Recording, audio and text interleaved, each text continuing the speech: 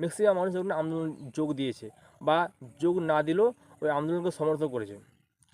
তো বাংলাদেশের জাতীয় পিতা বা বাংলাদেশের স্বাধীনতা আন্দোলনের একজন মহানায়ক শেখ মুজিবুর রহমান, তার তার যে অপমান, আর হচ্ছে সেখানে আমাদের কবিগুরু ও রবীন্দ্রনাথ ঠাকুরেরও মূর্তি ছিল, সেই মূর্তিকেও ভেঙে ফেলা হয়েছে।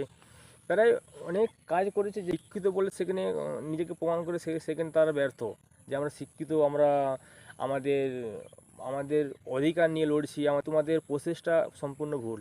কেউ ওই দেশে স্বাধীন করেছে, তার প্রতি একটু সহানুভূতি নেই, তার প্রতি একটু শ্রদ্ধা নেই, তাকে তাকে জঘন্যভাবে অপমান, তার তার স্মৃতিকে শেষ করে দিয়েছে। তার